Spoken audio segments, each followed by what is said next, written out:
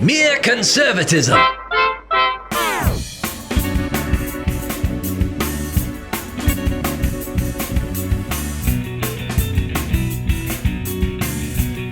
David Perry, Cleve Walker, and Mere Conservatism is underway. We are praying for a full recovery for President Biden from COVID. Because he fell off his bike? Oh, because he has cancer. No. Did you hear him say that he had cancer? I heard him. He doesn't have cancer, ladies and gentlemen, but he said that he did. We're praying for Biden's complete recovery from COVID. Yeah. At the time of this production of this podcast, he had very mild symptoms, and everything's looking good at this time. Yeah. The First Lady did not. She tested negative.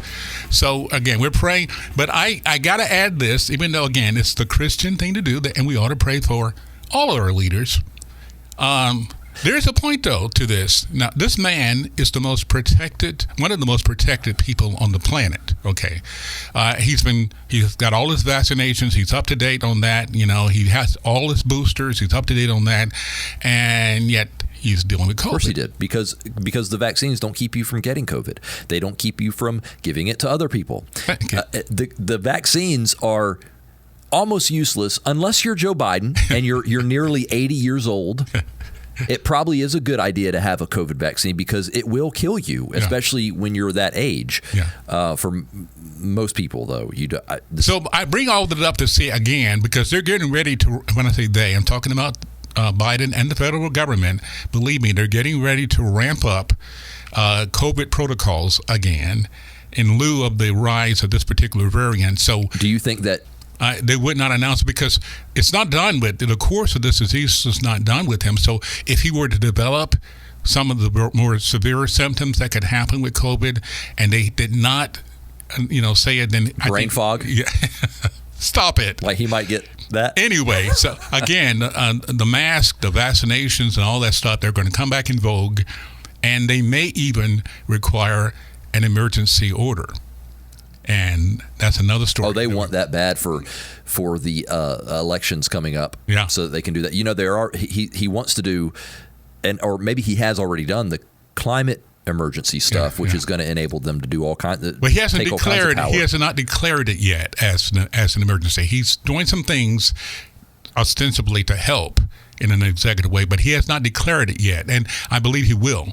The way they do things, David, is they do things in stages just to give the idea to making progress on something. Okay, even though what they're doing amounts to a hill of beans. Okay, but let's get to what you were talking about earlier, and especially because liberal media outlets are totally downplaying and actually criticizing the good guy with a gun argument in the wake of that Indianapolis shopping mall shooter. How are they criticizing it? But they're saying, number one, he was disobeying mall policies, which that mall has a policy against bringing, even though he was licensed, he was licensed to carry. I thought he was carrying because of the state's constitutional carry law. Right, but that mall itself has a policy against bringing guns into the mall. Did they have a policy against rifles, which is what the bad guy had? Well, anyway, so they're saying he disobeyed that policy. Plus, he it's really not shown that it's a good idea for people to carry guns. Anyway, long story short, they're criticizing him, and they say he should not be called a good Samaritan, because the Good Samaritan was helpful. The real Good Samaritan in the Bible was somebody didn't kill anybody. He saved lives. So therefore, they're saying that Good Samaritan title does not apply to this guy. I kind of feel bad for the liberals on this one because they want to make these points. This is not the case to make any of this is almost a perfect story for concealed carry. The only bad thing about it is that, unfortunately, the murderer did kill some people before he was taken. Within 15 seconds, he was engaged by this young man, 22-year-old, carrying a pistol, apparently. Cleve, at 40 yards, put 8 of 10 shots on this mass shooter. That's incredible. Yeah. If you're not a gun person, just so you know, you can if you're proficient with a handgun, it's not that crazy to put 8 of 10 rounds on a man-sized target at 40 yards. But considering the situation, that it was an active shooter situation, this is a 22-year-old with no formal training to do that, It is incredible, amazing, great work. He took cover. He told everybody to get behind him. His nurse girlfriend told her to get down, or his wife, I don't know who it was, hit the shooter, took him out, and saved probably dozens of lives. Okay, and I'm going to stress this right now because, again, we're going to be accused of it, whether or not we stress it or not. But again, we're not rejoicing in the fact that this guy died. I don't. Well, maybe you are. Okay. I mean, my point is, I'd have been just as happy if he had fallen down wounded that many times and just totally incapacitated. I'd have been happy. This is, for me, not an act of vengeance. This was a necessary action by a man who, if he had not done this, we could be talking about a dozen or more people, actually much more than that with the rounds this guy had on him. Mm-hmm. So this man did save lives. And you're right, it flies in the face of the narrative of the anti-gun folks. 15 seconds. The man was able to get off several shots, kill 3 people, and wound others. My guess is that he was wounding people after he was shot himself, because he was probably at that point just shooting indiscriminately. Okay. And so luckily people weren't killed in that situation. But 3 people in 15 seconds before he was engaged. Imagine if it had taken 2 minutes for police to respond. Yeah, I don't want to. 2 minutes, which is pretty quick. No, I don't even want to imagine that. But you're right. It would. See what I'm saying? This is why. Yeah. This is why concealed carry and having an armed populace can be a very good thing. This is a perfect example of it playing out in a very positive way. Unfortunately, 3 people died. And that's extremely sad. But as we say very often, it could have been very much worse. This is a textbook example of why concealed carry is a good thing. This is why now to the progressives, this man is not a hero, and why they don't want to talk about this and they won't report on this in any way that is favorable to the man who ended up, the young man who saved. And I'll also bring something else, too. To me, it shows the importance, if you are a licensed carrier of a weapon, take the time to go ahead and really learn how to be good with it, because you never can. I mean, this guy was, like you said, he was good with it, and that makes a big difference. So take the time to practice. Take the time to learn the best techniques to handle your weapon. Yeah, and again, the thing that's amazing about it is not necessarily that he hit a target at 40 yards with a pistol. That's not totally easy to do, but you can train and practice and do that. It's the situation. Is when you get into a situation where there's an active shooter, and this guy was able to remain calm enough to put his shots on target. That is remarkable. It is remarkable, and it's another example of something you just said. We cannot depend on security personnel or police ultimately for the safety of ourselves and those around us. Yeah. They can do what they can do. And we're thankful for them. And we need them, and we're glad they're there. We need more of them, yes, obviously. But they could not have gotten there in time to do what this young man did, who happened to be there. They just couldn't. So your safety is your responsibility. And people need to remember that, is that nobody, it doesn't matter, people can say whatever they want. Nobody can guarantee your safety. Nobody. See, I hear a progressive person, their head is exploding with what you just said, because that's the government's job. It can't happen. It's the government. And it could happen if everybody was disarmed, David. It could happen if everybody would understand that the government has your best interest at heart, and plus we can guarantee that evildoers won't get these weapons. Well, if you could wave a magic wand and make all guns disappear from the face of the earth, you might have an argument for about a week, because then some Japanese guy with a 2x4 and a couple of pipes and a battery is going to create a shotgun and go assassinate somebody. That happened in Japan. It did. You can make your own gun. This guy made a gun with pipe, a 2x4, and electrical tape. Did you see that gun? I did. I saw the and you're right, and it did the job. Unfortunately, I mean, it took out. And so my point is, the former prime minister. You're not gonna make this stuff disappear. Even if you could do that, it would only do anything for a short period of time. You can't do it. The obvious answer, the obvious truth, is that you need good guys with guns. And you need to be responsible for your own safety. I think if I'm reading his name right, his name was Elisha Dickin.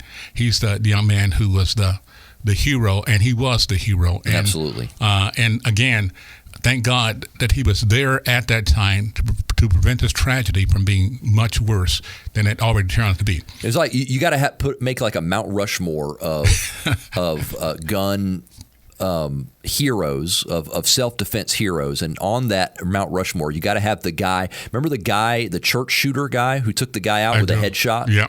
The guy came in the church. Yeah. You got to have Another that guy in there. guy. You got to have Kyle Rittenhouse in there. Sorry, but he needs to be in there. You got to have this guy Elijah on there. That's 3. You need one more. We'll think about it. The difference between Kyle, though, and again, he was totally justified because he did save his own life from these murderous thugs who would have taken it. But this guy saved the lives of others. Yes. That was the big difference. He was the hero in a truly heroic sense. Absolutely. National Black Farmers Association President John Boyd has issued a dire warning to President Biden. He was on Fox and Friends, by the way, Wednesday when he said this.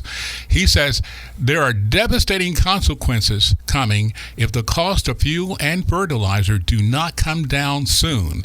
He said with the high cost of fuel and fertilizer and things like that, he says farmers are not going to be able to meet the demand for American consumers, and that bare shelves in grocery stores and shortages like that are a real possibility coming up. As a matter of fact, he gave a figure. He said his cost of fertilizer, and this is true, I'm sure, for all farmers, increased by 200% over the past year, forcing him to pay $1,100 per ton this year compared to only $400 the prior year. He said he is struggling also to pay that $6 per gallon for diesel. So his point is this, David, we could be seeing food shortage. Look, if you need fertilizer, they need to start taking dump trucks to the White House, loading them up, and carrying them around the nation. Right, bring it back home here, because I really want to hear your take, because you're one of the few people, and I do know several, and I'm going to be one of them soon, you would be considered a prepper, to most people. And that you like to have, storage of food and whatnot and things set aside. This is making people with your mindset, to me, look mighty smart. Well, compared to real preppers, I would be a peon with what I have ready. I do have emergency food supplies and stuff like that, just like everybody should in case of natural disaster or whatever. Am I prepared for a total economic disaster? No, I am not. No, I don't think I hope that I won't need to be. I should probably be a little bit more prepared. Just shortages. So here's the thing, though, Cleve. Climate change, you have to understand this. Climate change is going to destroy the world. And so before that happens, Joe Biden needs to destroy the world. He's doing that with his climate change policies. This is what the ironic thing about this is. These climate change policies are supposedly to prevent doomsday, but they're actually accelerating doomsday when it comes to food shortages and all kinds of other issues that people are facing. These climate change policies are going to kill people. There is going to be starvation in the world, probably not in the United States of America. We may have food shortages, quote unquote, here in America, but food shortages here is not the same thing as food shortages in Africa or areas of Asia and stuff like that. There will be people starving because of this. And if Joe Biden wasn't such a sorry president, he would unleash the power of America to produce energy and produce food. And America right now, we could save the world if he would do this. And I'm serious, because there is a problem in Europe with Ukraine and Russia not being able to produce and export wheat. And OPEC is not going to produce any more oil. And they're not doing it. They're not producing oil in the Middle East as much as we need them to make up for the shortage that America leaves. So I'm telling Cleve, this is what's so frustrating about the whole thing, is that America, this is an opportunity here where we could lead the world and almost save the world from what is going on. And our president and our leadership refuses to do it because they are so beholden to this fake green agenda thing. They think that they're going to save some people 100 years from now from it being 1 degree hotter, when really they're gonna destroy lives now with their policies. And let me say something about that point you just made about destroying lives now. The climate change religion, which is what it is. for those who really believe it, it is a religious thing. It absolutely is. Yes. In their minds, David, and this is going to sound so cynical to people who don't know me, who think I'm very cynical. I'm not, but this is what I feel. They feel it is worth the suffering and the loss of life in what they think is the short term to get to the ultimate goal of lowering the temperature by a half degree on the planet and bringing about paradise. In other words, they know what you're saying is true, but David, they're saying, hey, it's worth it. Yeah, because religious people, they take on sacrifices. Yes. That's part of being a part of a religion, and having a belief is that you accept sacrifices. You make sacrifices. It's only right for what is the greater good. So as long as they don't have to accept it. Exactly. See, so that's the thing with them, is that they're making sacrifices because they're in a religious cult. Yeah. And it's not actually their sacrifice. They're not actually making sacrifices. Right. The high priest of the cults don't have to have the sacrifices. They get their private followers jets. Yes. They get their nice refrigerators. John Kerry. They can get their Teslas and whatever. But the point is, I mean, think about what we're saying here, because you and I are both serious about this. There are people saying, yes, you can't afford the gas. Yes, you're going to have shortages in certain areas, it's food and otherwise. Yes, you may have rolling blackouts, but it's worth it. That suffering will be worth it, because we're going to come out on the end, by the way, with a far fewer population count to have to provide for anyway. That's what they're telling us. It's going to be worth it. It's going to be good. And Cleve, the hard thing about this, and what's frustrating about it, is what do we do? Because Biden is 18 months into a 4-year term. What do we? I mean, we got to take Congress in the fall. That was my first thing. But even that is not going to stop the executive branch from doing what the executive branch does. It feels like we're helpless because of where our government has gone. So much power has gone to the executive branch, and Biden can do so much without Congress, whether or not Republicans control it. One thing has happened, David, that we have not taken into account as far as what we can do. One of the recent rulings by the Supreme Court actually has gutted a lot of the ability of the EPA, which will be one of the main vehicles for all this, to do some of the broad stroke things they want to do. Literally, those things can now be challenged in court. They couldn't before.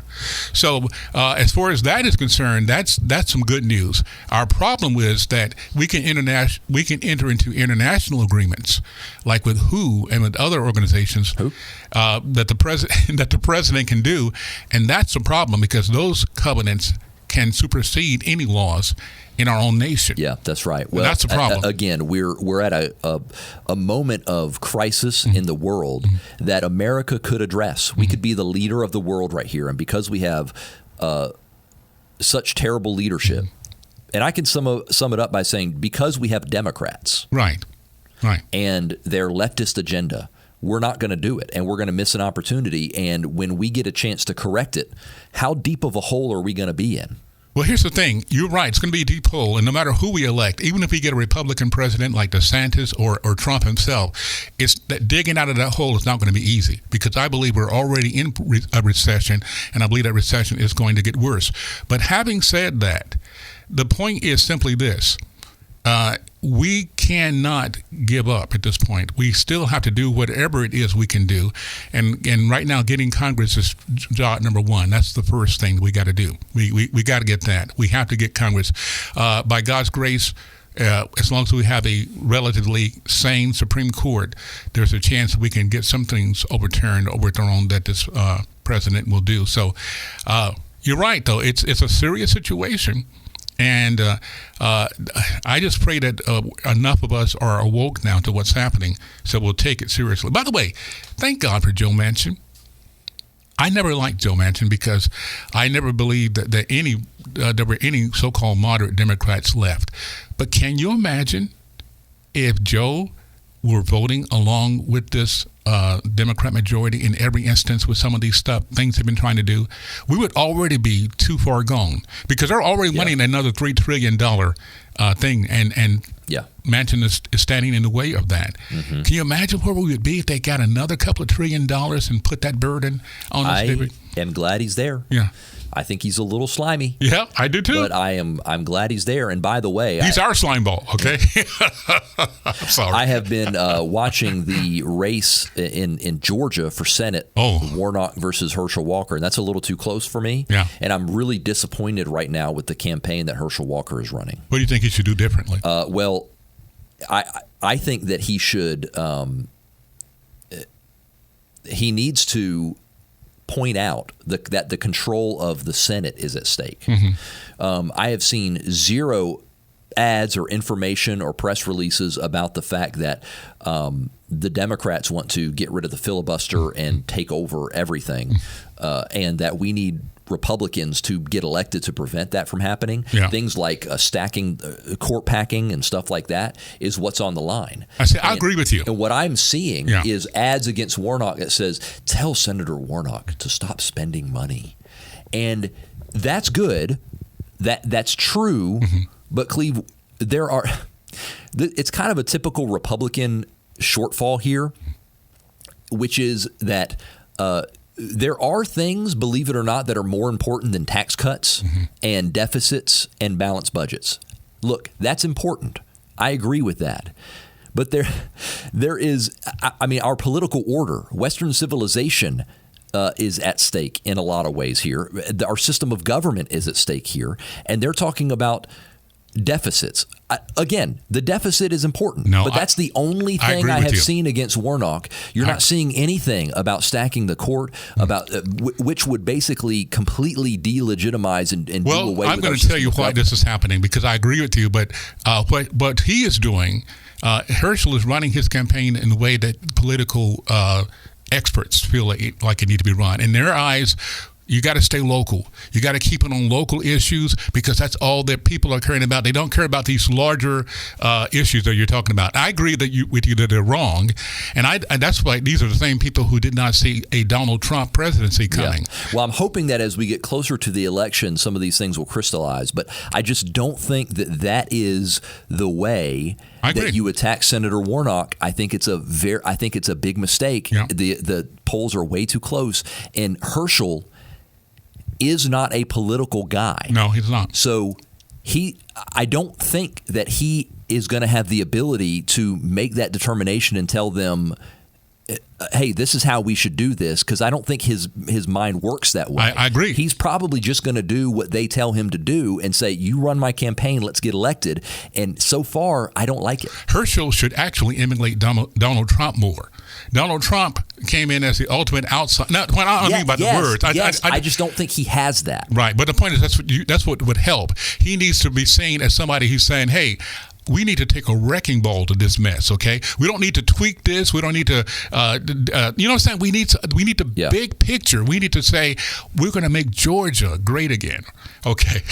In my mind, make it a big picture, and then we're going to restore our nation by going back to these fundamental principles that you're talking about. But we shall see. The good thing is I still don't trust the polls, but that's just me. I don't think the polls are, at this point, anything that I'm going to trust one way or the other. David, anything else quickly that you think you want to mention before we close out, because we're about out of here? Let's see. What did I say at the beginning? Christian nationalism. We didn't talk about that. Okay. The gun guy. And, we talked about him, yeah. And the Republicans voting for gay marriage. Oh, okay. And your thing on that is? Big mistake. Yeah. Here's the thing. Okay. That Republicans need a bunch of House members voted to legalize gay marriage federally because they're worried that Obergefell is going to be overruled or something like that by the Supreme Court. It's not going to happen, but the Democrats are making this a wedge issue. They're bringing it up and making it a campaign issue. This is one thing that Republicans need to understand. And we said this at the time when gay marriage was legalized by the Supreme Court across the country. What we're seeing right now with transgenderism and all that stuff is directly tied to that. Yes, it is. I don't know why people don't acknowledge this or want to realize this, but all the problems we're seeing right now with the transgender agenda and transing the kids and all this stuff, it's tied directly to legalizing gay marriage, because what they did effectively, and they did this in many ways during the Obama administration, they basically made men and women the same. Right. They wanted to blur all. That's what you do when you legalize gay marriage. You're saying that there's no difference between men and women, because marriage involves sexual difference. That's what makes it a marriage. A man and a woman. There's sexual difference there. When you blur that or do away with it entirely, all kinds of things come out of it. And so Republicans voting for this is a really big mistake. Yeah, it's a political decision. A lot of because they think, gay marriage is basically accepted by people now, so we should just vote for it. Well, yeah, it is basically accepted by people now, but what you're doing is you're seeding the ground when it comes to all these other issues with transgenderism and stuff like that. And Cleve, I actually think that this is going to pass the Senate. I think that enough Republicans are going to vote for it because they think it's a settled issue. People don't really care about this and anymore. It's not the issue we want to have. We don't want this to be a campaign issue, so let's just vote for it. And I'm afraid that it's going to pass the Senate. And when you do that, you're giving the premise. You're solidifying and accepting the premise that leads to all this other crazy stuff that we're dealing with that you don't want to accept right now. Yeah. But you're getting there. Now, look, marriage is a man and a woman. Anything other than that, it can be whatever you want to call it. But a marriage has a definition already. Yeah. That word is taken. Okay, so it's got to be something else. But I'm telling you, this is a really big mistake. No argument with you. By the way, not only have they redefined the popular culture, redefined what marriage is, and asking now to do it with this law, but Merriam-Webster's dictionary has actually redefined woman. By the way, in case you didn't, I'm serious. In case you didn't know, to comply with the current norms on that subject. So I'm with you, David, on that 100%. I think political pragmatism is not called for on that issue, and they're doing it just for that reason, because of a political stance. David, good point to end this with. If folks want to hear more about this or anything else from the podcast, find it on iTunes, on Stitcher, I should say Apple Podcasts, and you can find us on YouTube. Search for MereCon Podcast. Find us on Facebook, Mere Conservatism, Spotify, all that good stuff. We'd love to hear from you, pragmatic or not. That's David Perry, and I'm Cleve Walker, and we invite you to join us for another edition of Mere Conservatism. Keep the faith. It's not over with yet.